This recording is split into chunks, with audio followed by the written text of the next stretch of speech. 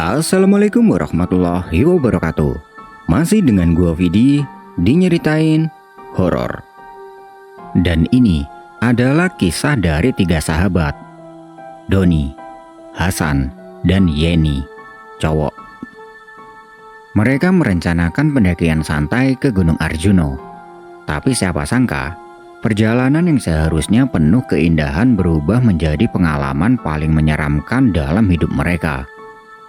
Sosok pendaki yang muncul tanpa senter, langkah kaki yang mengikuti tanpa wujud, kemunculan Mas Noh yang terasa tidak wajar. Malam semakin larut, kabut turun tanpa peringatan, dan keanehan demi keanehan mulai terjadi. Hingga akhirnya mereka sadar bahwa mereka bukan satu-satunya yang berjalan di jalur itu. Apa yang sebenarnya terjadi di Gunung Arjuno? Siapa sosok misterius yang mereka temui? Dan apakah mereka bisa turun dengan selamat?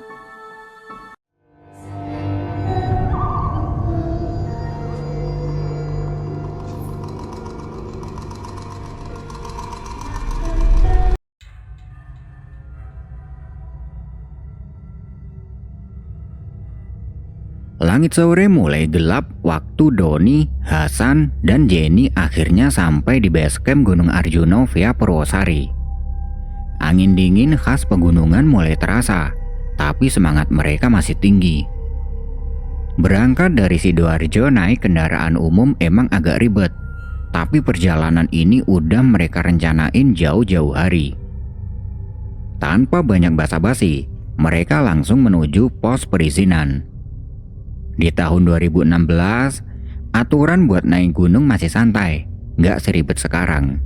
Cuma daftar, bayar retribusi, kasih tahu rencana perjalanan, udah bisa jalan.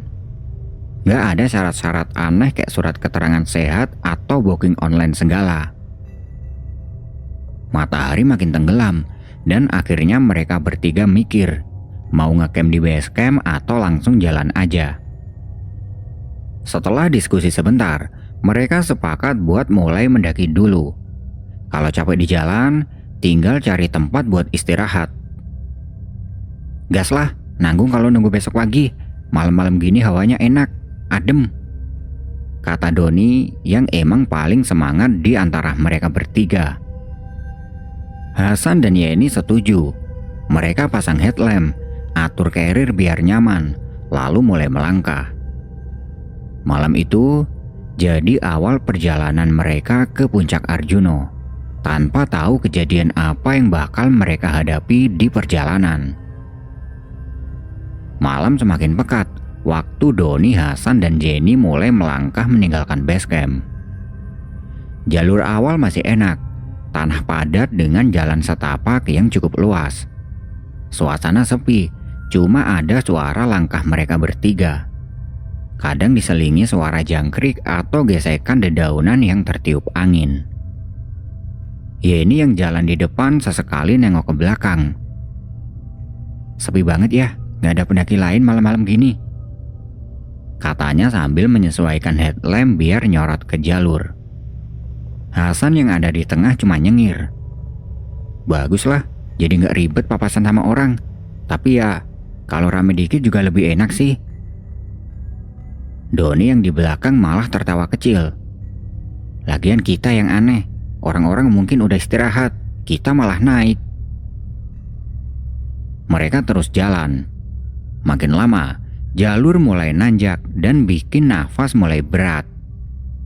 Setelah hampir 1 jam mendaki, mereka nemu tempat yang agak lapang di samping jalur. Di situ ada beberapa pohon besar yang bisa jadi tempat sandaran kalau mau istirahat. Kita rehat sebentar di sini, tanya Jenny. Tanpa menunggu jawaban, Hasan langsung duduk di akar pohon besar, narik napas panjang. Doni nyender di batang pohon sambil buka botol air minum. Lumayan juga ya nanjaknya, katanya sambil menyeruput air. Baru aja mereka mau santai sejenak, tiba-tiba terdengar suara langkah dari jalur belakang mereka. Pelan, tapi jelas banget di keheningan malam. Mereka bertiga langsung saling pandang. "Loh, ada yang nyusul?" Hasan berbisik. Doni spontan nyorotin headlamp ke arah jalur tadi. Kosong, gak ada siapa-siapa. Yeni berdiri, matanya menyipit ke arah jalan yang mereka lewati tadi. "Tapi tadi aku dengar jelas ada suara orang jalan." Suaranya agak ragu. Mereka bertiga diam sejenak, saling tunggu kalau-kalau ada pendaki lain yang muncul. Tapi gak ada. Jalur tetap kosong, cuma suara dedaunan yang bergerak pelan tertiup angin. Hasan langsung berdiri dan merangkul tasnya. "Udahlah, lanjut aja. Malas kalau diem di sini kelamaan," katanya dengan suara yang dibuat-buat santai. Doni dan Yeni saling lirik. Lalu, tanpa banyak cakap, mereka mulai jalan lagi. Langkah mereka semakin cepat, entah karena semangat atau karena rasa yang gak nyaman yang mulai muncul di punggung mereka. Malam itu masih panjang, dan perjalanan mereka baru saja dimulai. Setelah jalan beberapa jam, akhirnya mereka sampai di pos 3 Eyang Sakri. Napas sudah ngos-ngosan, kaki mulai terasa berat, dan kepala sedikit pusing karena dingin yang semakin menusuk. Mereka sepakat buat bermalam di sini. Tempatnya cukup lapang, ada beberapa pohon besar di sekitar, dan sebuah bangunan. Tanahnya lumayan datar, cukup buat dirikan tenda. "Udah di sini aja, nanggung kalau maksa naik lagi," kata Hasan sambil melepas carrier dan langsung duduk selonjoran di tanah. Doni setuju. Dia mulai bongkar tenda dari tasnya. Dan dengan cepat, mereka bertiga gotong royong mendirikan tenda. Gak butuh waktu lama, tenda berdiri rapi. Cukup buat mereka bertiga tidur nyaman. Yeni menyalakan kompor portable buat bikin kopi. "Kita makan dulu biar tenaganya balik," katanya sambil menuang air ke panci kecil. Mereka bertiga duduk melingkar di depan tenda, menikmati kopi dan makanan ringan. Udara semakin dingin, tapi suasana lumayan tenang. Sesekali mereka ngobrol ngalor ngidul soal pendakian sambil bercanda biar nggak tegang. Tapi suasana santai itu tiba-tiba berubah waktu mereka mendengar suara langkah dari bawah jalur. Pelan, tapi jelas. Seseorang mendekat. Tidak lama kemudian, muncul sosok seorang cowok dari kegelapan. Pendaki lain, pikir mereka. Tapi ada yang aneh. Cowok itu gak bawa senter, gak ada headlamp, bahkan sama sekali gak kelihatan bawa penerangan. Dia jalan santai gitu, seolah bisa melihat jalur dengan jelas meskipun malam segelap ini. "Monggo mas," sapanya dengan suara datar tapi ramah. Doni, Hasan, dan Yeni refleks membalas. "Iya mas, monggo." Pendaki itu berdiri nggak jauh dari tenda mereka. Senyumnya tipis, ekspresinya biasa saja. Tapi ada sesuatu yang bikin mereka bertiga sedikit tidak nyaman. Pakaiannya sederhana, jaket gunung biasa, celana panjang, tapi carrier-nya kecil banget. Kayak nggak cukup buat bawa logistik buat naik gunung. Dia diam sebentar, matanya melirik ke arah tenda mereka. Lalu balik menatap mereka bertiga. "Sendirian mas?" tanya Hasan, berusaha basa-basi. Cowok itu mengangguk pelan. "Iya." Yeni yang mulai merasa nggak enak langsung nawarin. "Mau istirahat di sini dulu mas?"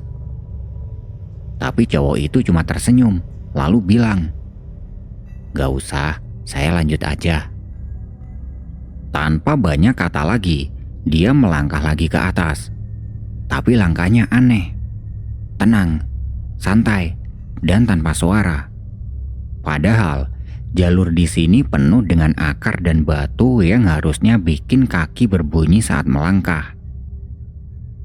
Mereka bertiga diam, ngeliatin punggung cowok itu yang semakin lama semakin menghilang ke kegelapan. Doni menelan ludah.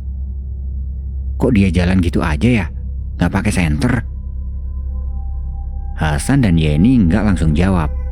Dalam hati, mereka juga mikir hal yang sama. Yeni akhirnya berbisik. Bisa lihat di gelap tanpa lampu, itu normal nggak sih? Mereka bertiga saling lirik, dan mendadak suasana di sekitar tenda terasa jauh lebih dingin dari sebelumnya. Mereka bertiga masih duduk melingkar di depan tenda, cangkir kopi hangat di tangan masing-masing. Malam semakin larut. Suara serangga hutan jadi satu-satunya hiburan selain obrolan kecil mereka. Tadi itu aneh ya. Doni akhirnya buka suara. Hasan mengangguk. Iya, maksudku oke lah kalau dia pendaki cepat atau emang udah biasa naik Arjuno. Tapi jalan di gelap tanpa lampu, itu gak masuk akal. Yeni menghela nafas. Matanya masih melihat ke jalur tempat pendaki tadi menghilang. Udahlah, gak usah dipikirin. Mungkin dia udah hafal jalurnya. Mereka mencoba santai, menyeruput kopi dan mengalihkan pikiran. Tapi, belum sampai 15 menit berlalu, langkah kaki lagi-lagi terdengar dari bawah jalur. Mereka refleks menoleh. Seorang cowok lagi muncul dari kegelapan. Pendaki lain, tapi ini bukan orang yang sama tadi. Bajunya beda, ranselnya juga lebih besar. Tapi tetap ada satu kesamaan yang bikin mereka bertiga langsung merinding. Dia juga nggak bawa senter atau penerangan apapun. Cowok itu berjalan santai, ekspresinya datar, seakan gak terganggu sama kegelapan malam. Begitu sampai di dekat tenda mereka, dia berhenti sejenak dan menyapa. Monggo mas. Persis kayak tadi. Mereka bertiga kaget, tapi tetap membalas dengan sopan. Iya mas, monggo. Cowok itu diam sebentar, matanya menyapu ke arah mereka bertiga, lalu ke tenda. Setelah itu, tanpa banyak bicara, dia lanjut jalan ke atas dengan langkah yang sama. Pelan, santai, dan tanpa suara sama sekali, meskipun jalur berbatu.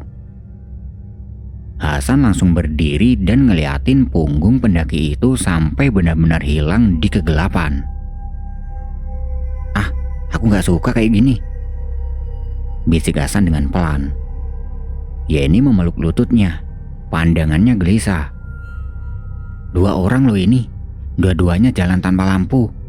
Gak masuk akal. Doni menghembuskan nafas panjang. Udahlah, udah malam, kita masuk tenda aja ya. Tanpa banyak diskusi lagi, mereka langsung masuk ke dalam tenda. Di dalam, mereka diam-diaman. Pikiran masing-masing dipenuhi rasa penasaran dan sedikit takut. Malam itu ternyata berjalan tanpa insiden. Gak ada suara aneh, gak ada tamu misterius lagi. Mungkin karena kecapean, mereka bertiga tidur cukup nyenyak, meskipun dalam hati masih kepikiran kejadian semalam. Begitu matahari mulai muncul di balik pepohonan, udara dingin perlahan menghangat. Yeni yang pertama bangun, disusul Doni dan Hasan. Mereka keluar dari tenda sambil ngulet panjang, mencoba mengusir sisa-sisa ngantuk. Hasan langsung mencari peralatan masak. Sarapan dulu lah, biar nggak loyo di jalan, katanya sambil nyalain kompor portable. Doni ngeluarin roti dan beberapa mie instan dari carrier. Basi kalau naik gunung gak makan mie, katanya sambil tertawa kecil. Yeni mengisi botol air dengan air yang tersisa dari semalam. kita makan terus langsung jalan ya, biar gak kesiangan di atas.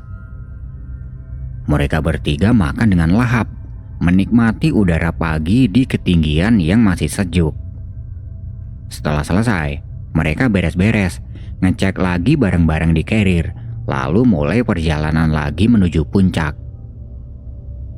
Jalur setelah pos 3 mulai terasa lebih menantang. Pepohonan makin rapat, tanjakan makin curam, dan tenaga mulai terkuras lebih cepat. Tapi semangat mereka masih tinggi.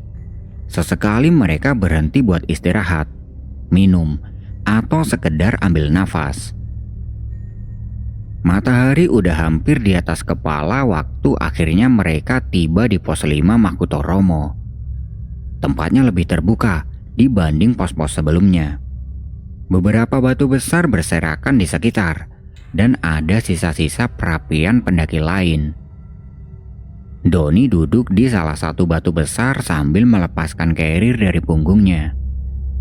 Gila, panas banget, keluhnya sambil ngelap keringat di dahi. Hasan menjatuhkan diri ke tanah dengan nafas yang ngos-ngosan. Yeni ketawa kecil sambil melepas topinya. Santai bentar, habis ini kita lanjut lagi. Puncak udah makin deket. Mereka bertiga menikmati istirahat singkat di pos 5. Gak sadar kalau perjalanan selanjutnya bakal lebih melelahkan. Dan mungkin ada kejadian lain yang menunggu mereka di jalur menuju puncak. Ketika lagi asik selonjoran sambil minum air, tiba-tiba seorang pendaki cowok muncul dari jalur bawah dan menghampiri mereka. Wajahnya ramah, senyum tipis terpasang di bibirnya. Monggo mas, sapanya dengan santai sambil duduk di salah satu batu besar di dekat mereka. Doni, Hasan, dan Yeni langsung membalas dengan ramah. Monggo, monggo. Pendaki itu kelihatan biasa aja, pakai jaket gunung hitam, celana panjang, dan ransel yang ukurannya nggak terlalu besar. Dia tampak santai, gak kelihatan ngos-ngosan kayak mereka bertiga yang udah kehabisan tenaga. Setelah beberapa obrolan ringan, cowok itu ngenalin diri. Saya No, bisa dipanggil Mas No aja, katanya. Mereka bertiga saling melirik sekilas, lalu memperkenalkan diri masing-masing. Obrolan berlanjut, dari asal daerah sampai tujuan pendakian. Dari ceritanya, Mas No bilang kalau dia mendaki sendirian dan udah sangat sering mendaki di gunung ini. Kalau boleh, saya ikut jalan bareng kalian ya, katanya sambil tersenyum. Hasan yang paling gampang akrab langsung mengiyakan. Wah, boleh banget mas, ramean lebih enak. Setelah cukup istirahat, mereka mulai melanjutkan perjalanan. Mas No ikut di belakang, sementara Doni, Yeni, dan Hasan berjalan seperti biasa. Baru beberapa langkah meninggalkan pos 5, tiba-tiba kabut turun. Doni langsung berhenti sejenak dan melihat sekeliling. Tadi panas banget, kok tiba-tiba kabut ya? Tanyanya heran. Hasan juga mendongak. Dia melihat kabut yang semakin lama semakin tebal. Ya, namanya juga gunung, cuaca emang suka berubah tiba-tiba, katanya dengan santai. Mereka bertiga nggak mau mikir aneh-aneh. Ini gunung, perubahan cuaca mendadak itu wajar. Mereka terus berjalan, fokus ke jalur yang mulai makin menanjak. Tapi ada satu hal yang mulai terasa ganjil. Mas No yang tadinya banyak ngobrol di pos tadi, sekarang mendadak diam aja di belakang. Dia tetap ikut berjalan, tapi nggak ngeluarin suara sama sekali. Kalau ditanya, dia cuma ngacungin jempol tanpa bilang apa-apa. Doni yang berjalan tepat di depannya, dia mulai merasa ada yang janggal.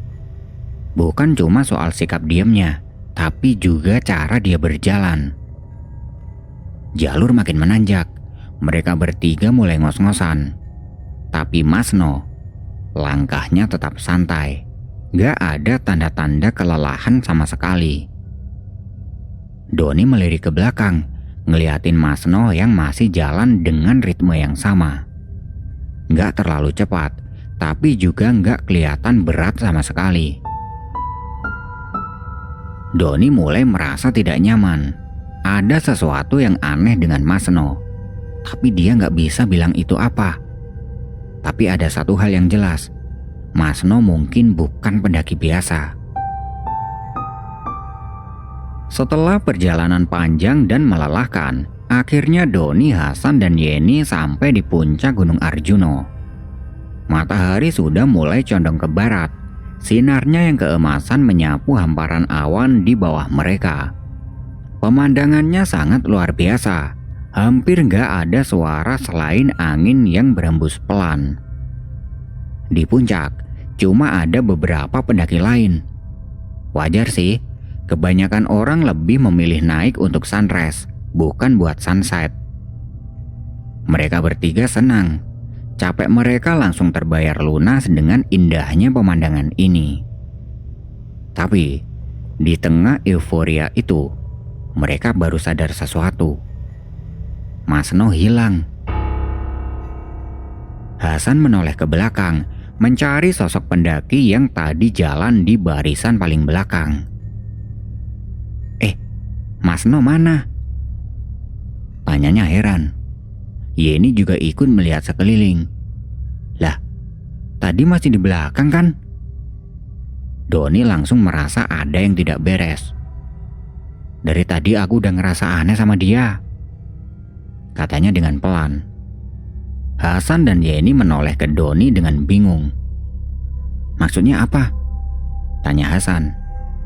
Doni menarik nafas dalam-dalam. Dari tadi tuh dia jalannya gak kayak orang capek. Padahal kita udah ngos-ngosan loh. Tapi dia kayak santai aja. Terus pas kita tanya, dia cuma acungin jempol doang. Yeni mencoba menenangkan diri. Mungkin dia berhenti istirahat di jalur, kita aja yang gak sadar. Mereka bertiga akhirnya memutuskan buat gak terlalu mikirin Masno dan memilih menikmati suasana puncak. Doni mulai menuangkan kopi panas dari termos ke cangkir kecil, lalu menyeruputnya pelan-pelan sambil menikmati pemandangan. Tapi tiba-tiba, tanpa suara, Masno muncul dari balik batu besar. Monggo mas, sapanya dengan nada santai seperti biasa. Mereka bertiga refleks kaget. Gimana bisa dia muncul tiba-tiba gitu? Jalur yang mereka lewati tadi terbuka, gak ada tempat buat sembunyi. Tapi sekarang, dia tiba-tiba ada di depan mereka. Masno, kaget mas. Hasan mencoba menutupi kegugupannya. Masno cuma tersenyum tipis. Yeni yang masih mencoba berpikir positif, langsung menuangkan kopi ke cangkir kosong. Mas, mau kopi? Tawarnya. Masno mengangguk. Dia mengambil cangkirnya. Lalu tanpa ragu, dia langsung meneguk habis kopi panas itu dalam sekali teguk. Mereka bertiga langsung melongo. Lah, itu kopi panas loh mas, gumam Doni dengan pelan. Masno cuma tersenyum, tanpa bereaksi apa-apa. Dia meletakkan cangkir kosongnya di tanah. Saat itu, matahari sudah hampir tenggelam. Langit mulai gelap, dan mereka bertiga sadar kalau nggak bisa berlama-lama di puncak. Mereka memutuskan buat turun via jalur tretes, sesuai tujuan awal mereka, yaitu lintas jalur. Sebelum pergi, Hasan sempat bertanya, Masno, nanti turunnya sama siapa? Masno masih dengan senyum tipisnya menjawab, santai aja, saya udah biasa sendiri di gunung. Kalimatnya terdengar biasa, tapi ada sesuatu di nada suaranya yang bikin bulu kuduk Doni berdiri. Sebelum mereka turun, Masno berpesan, jangan maksa turun malam ini. Mereka bertiga mengangguk. meski dalam hati nggak terlalu mikirin pesan itu. Memangnya apa yang harus ditakutkan? Mereka pamit ke Masno, lalu mulai melangkah menuruni jalur Tretes. Baru beberapa langkah, entah kenapa Doni merasa gelisah. Dia refleks menoleh ke belakang, mau melambaikan tangan ke Masno. Tapi Masno sudah nggak ada di tempat. Hasan dan Yeni juga ikut menoleh. Batu besar tempat tadi Masno duduk itu kosong, nggak ada jejaknya sama sekali. Doni merinding seketika. Baru beberapa detik lalu Masno masih di situ. Gimana dia bisa hilang secepat itu? Mereka bertiga langsung saling pandang dengan wajah pucat. Tanpa perlu banyak bicara, mereka langsung mempercepat langkah, turun secepat mungkin. Dalam hati, mereka cuma punya satu tujuan, segera keluar dari gunung ini. Langit semakin gelap saat Doni, Hasan, dan Yeni sampai di area Pasar Setan. Sebuah area datar di jalur turun menuju ke Lembah Kijang. Tempat ini terkenal di kalangan pendaki. Bukan hanya karena namanya yang menyeramkan, tapi juga karena banyak cerita mistis yang berkembang di sini. Saat beristirahat sejenak, Doni kembali kepikiran soal Masno. Kalian sadar nggak? Masno kayaknya serius waktu bilang jangan turun malam ini. Kata Doni, suaranya terdengar sedikit ragu. Hasan meneguk air dari botolnya. Ya elah Don, jangan terlalu dipikirin. Mungkin dia cuma mau ngasih saran aja biar kita nggak kecapean. Tapi dia hilang gitu aja San.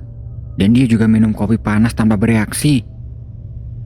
Tambah Doni, masih merasa ada yang janggal. Yeni menghela nafas. Udahlah, kita udah di sini juga. Mending siapin senter, terus lanjut. Kita kan rencana mau ngecamp di Lembah Kijang. Akhirnya mereka memutuskan buat tetap lanjut turun malam itu. Mereka menyalakan senter masing-masing dan mulai melangkah memasuki hutan yang semakin gelap. Doni yang berjalan di paling depan mulai merasa aneh. Gak tahu kenapa, dadanya terasa berat, seperti ada sesuatu yang sedang mengawasi mereka dari kegelapan hutan.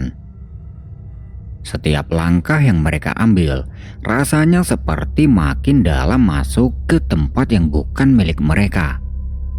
Tapi dia berusaha mengabaikan perasaan itu.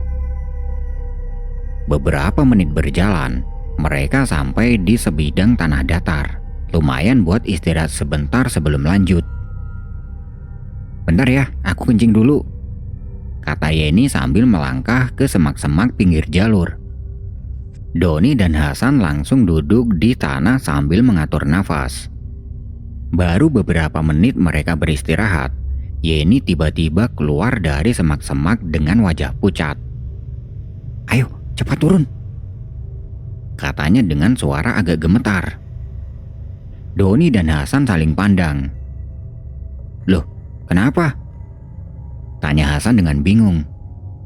Udah jalan aja. Yeni gak mau ngomong banyak dan langsung melangkah cepat. Doni dan Hasan terpaksa mengikuti. Tapi baru beberapa menit berjalan, Doni tiba-tiba berhenti mendadak. Di depan mereka, tepat di tengah jalur, ada sosok makhluk yang hitam besar. Dia sedang duduk tenang. Tubuhnya besar dan gelap, lebih tinggi dari manusia biasa. Dari mulutnya keluar asap, seperti sedang merokok. Saat Doni mengarahkan senter ke arahnya, sepasang mata merah menyala menatap balik ke arah mereka. Doni langsung merinding sampai ke tulang. Tanpa sadar, mulutnya sompral. Anjrit, apaan tuh? Katanya sambil buru-buru berbalik arah dan berjalan cepat ke atas. Yeni dan Hasan kaget melihat Doni tiba-tiba balik arah. Loh, kenapa Don? Tanya Hasan dengan panik. Doni dengan nafas tersengal langsung menjawab. Gila, di depan ada sosok hitam gede banget. Matanya merah. Sumpah aku ngeliat sendiri. Yeni yang dari tadi udah kelihatan aneh. Dia langsung mengembuskan nafas berat. Itu yang tadi aku lihat waktu kencing. Jantung mereka bertiga berdegup kencang. Hasan yang dasarnya nggak gampang percaya dengan hal mistis, akhirnya penasaran. Nggak mungkin. Coba aku cek dulu, katanya dengan nekat. Sambil membawa senter, Hasan turun beberapa langkah dan mencoba menyorot ke depan. Tapi nggak butuh waktu lama, dia langsung balik arah dengan wajah pucat. Anjir, aku juga ngeliat, katanya sambil buru-buru naik lagi. Mereka bertiga sekarang benar-benar nggak tahu harus gimana. Mau turun, sosok itu ada di jalur. Diam di sini juga nggak mungkin. Akhirnya mereka berjalan sedikit ke atas, mencari tempat yang agak lapang, lalu terduduk bertiga dengan wajah panik. Mereka berharap ada pendaki lain yang lewat, biar bisa turun bareng. Tapi itu mustahil. Di puncak tadi hanya ada beberapa pendaki lain, dan belum tentu mereka turun lewat jalur yang sama. Malam itu terasa semakin dingin. Mereka hanya bisa duduk di situ, berharap sesuatu yang lebih buruk nggak terjadi lagi. Doni, Hasan, dan Yeni masih duduk di tanah. Jantung mereka belum juga normal setelah melihat sosok hitam besar tadi. Suasana semakin dingin, ditambah suara angin yang berhembus di antara pepohonan membuat keadaan semakin mencekam. Tiba-tiba, suara langkah kaki terdengar dari atas. Kresek, kresek. Mereka bertiga langsung terdiam. Langkah itu terdengar semakin mendekat. Tapi yang bikin mereka makin merinding, gak ada cahaya senter sama sekali. Siapa yang turun malam-malam begini tanpa penerangan? Doni menelan ludah. Kalian dengar gak? Bisiknya dengan pelan. Hasan mengangguk, wajahnya tegang. Yeni menggenggam erat jaketnya, berusaha menenangkan diri. Beberapa detik kemudian, 3 orang pendaki muncul dari kegelapan. Mereka jalan dengan santai, wajahnya datar, tanpa ekspresi. Tapi kali ini, Doni, Hasan, dan Yeni justru merasa lega. Akhirnya ada orang. Mereka bertiga langsung berdiri dan menyapa dengan suara sedikit terburu-buru. Mas, kita ikut bareng ya? Salah satu dari 3 pendaki itu menoleh sekilas dan mengangguk pelan. Monggo, jawabnya dengan singkat. Tanpa banyak bicara, mereka langsung melanjutkan perjalanan turun. Saat melewati tempat di mana sosok hitam besar tadi berada, mereka bertiga menahan nafas. Hasan berjalan lebih lambat, matanya terus mengawasi sekitar. Tapi sosok itu sudah tidak ada. Doni yang paling merasa lega. Yang penting jalanan bersih, gak ada gangguan. 3 pendaki yang mereka ikuti juga nggak menunjukkan tanda-tanda kalau mereka melihat sesuatu sebelumnya. Tapi ada satu hal yang aneh. Sepanjang perjalanan, 3 pendaki ini nggak bicara sama sekali.